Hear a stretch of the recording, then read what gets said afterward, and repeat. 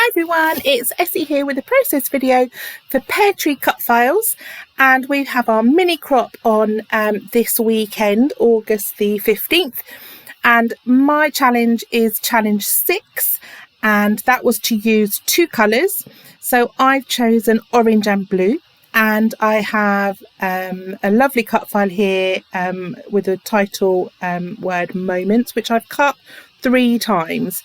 So I'm just going through the process of backing that cut file with some patterned paper from the Cocoa Vanilla Studios Legendary collection.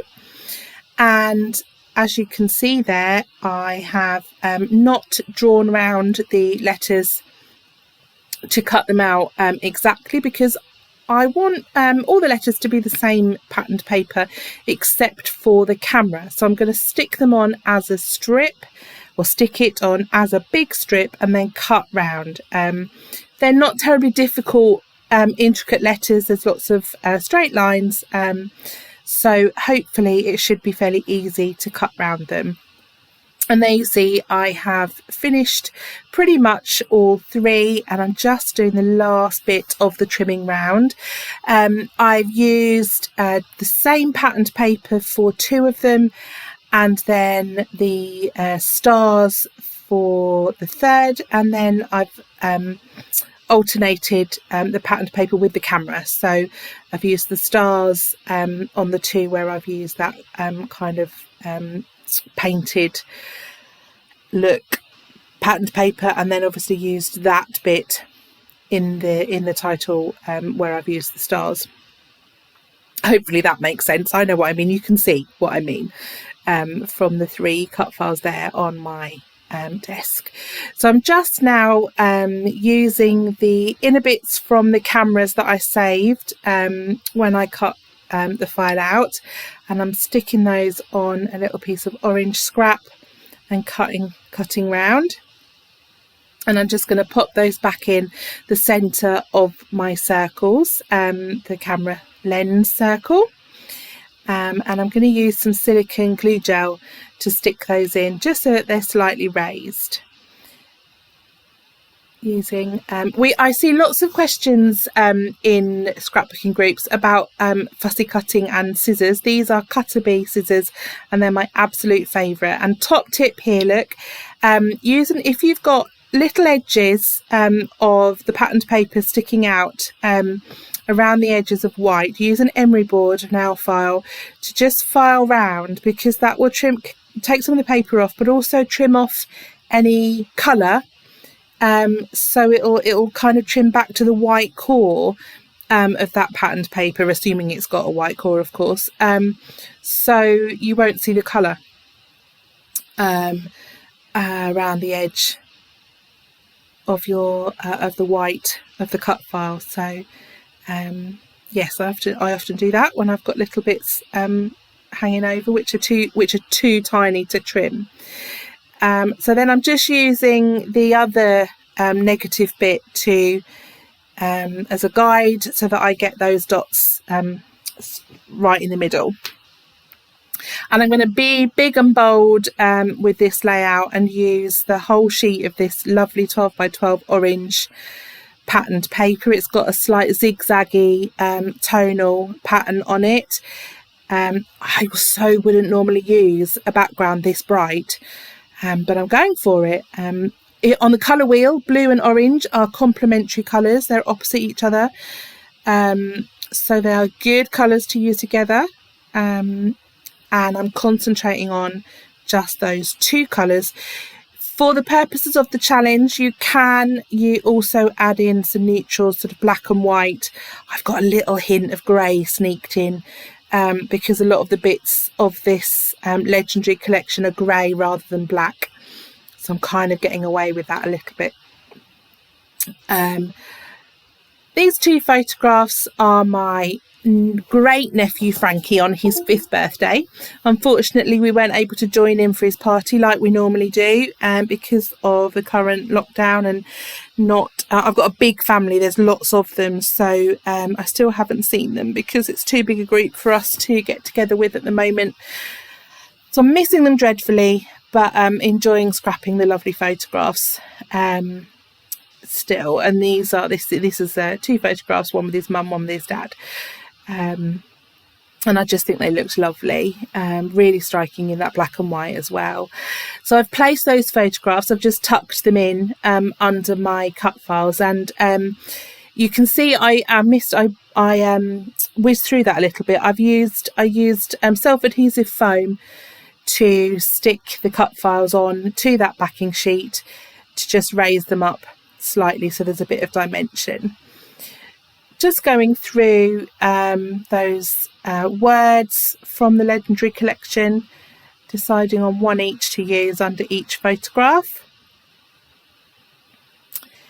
And now I've chosen those, I'm going to look through the ephemera and cut apart. I've looked through the ephemera actually, I couldn't find anything. I've sort of used quite a lot of this collection and I couldn't find anything left in the ephemera pack that I wanted to use, so I'm just kind of relying on bits from the cut apart, which is what that is the best, and I'm just fussy cutting round that kind of emblem and banner to use on its own rather than as a rectangle. And then I've got some of the clear stickers still and some of the card stickers too. A little label there from, I think that's from one, I think that might be from one of the cut aparts as well. I've got some bits that are sort of cut out and I'm not sure whether they were ephemera or cut apart, but one or the other. So I'm just writing on that card before I start sticking anything else on, because I kind of want to layer things underneath it, and I think that could get a bit tricky to write on otherwise. So just done that first before I start sticking bits around it. Using my silicone glue gel to pop those words on. Oh, just sticking down the cut file. And then I shall start building up clusters of things around those words and photographs. Just kind of fiddling around a bit to see where I might want that to go. Yep, I think I might want to tuck it in. Trying to decide what I want to do with it. I'm going to tuck it in there. So I've chopped the bottom bit off just to make it easier to tuck in, because obviously you don't see that anyway. And I've popped that on that journaling card. Now I'm using the clear stickers to add some more detail, and because my background is quite dark, I have stuck that sticker down onto some scrap white cardstock, and I'm just cutting around it and I'm leaving a slight edge so that you can see the detail of the sticker when I stick it down onto that orange cardstock, otherwise I think it would have got a little bit lost. So I'm also fussy cutting some stars from one of the pieces of pattern paper, and then I've got these clear stickers sheet again, and I'm just going to use some of the stickers on here. There's some lovely stickers on here that look like kind of washes of watercolour, and I'm going to use some of those just dotted around, tucked under the edges of those cut files, just to look like a little bit of, hopefully maybe look like they're a little bit of mixed media going on there, but kind of cheating a little bit. Just finding some more of those. There's kind of like a splatty one there, and another one to the left of that photograph. Oops, not quite right yet. Going to just trim a bit off the edge to look like it's tucked under, because I couldn't get the photograph lifted off. And then I used this sort of straight-ish one, and I didn't like it. It was a bit too straight, sat under the cut file there, so I changed my mind and went for this one, which is a bit of another splatty one.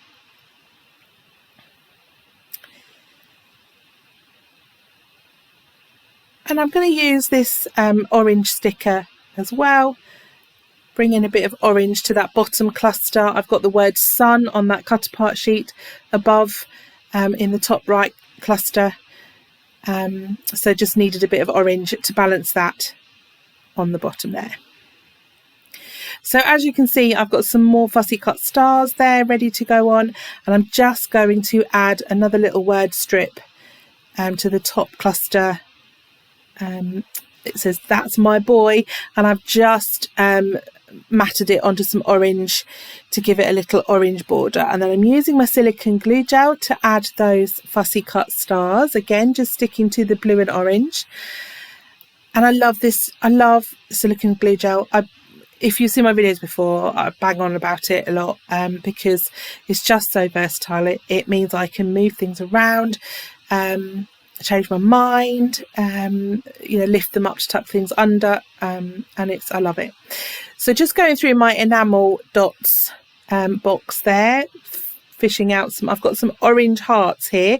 I've had those forever. They were from Amy Tangerine.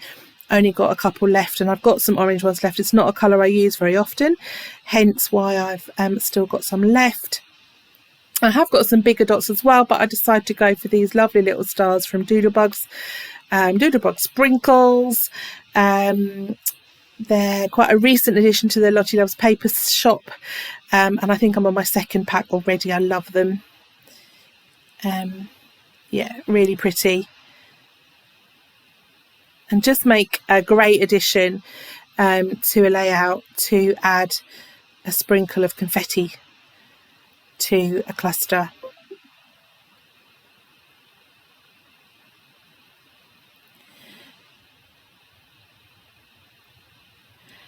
And there we go. I'm going to add a little doodly border around the edge. I'm sort of looking at my layout there thinking, not sure if it's quite finished.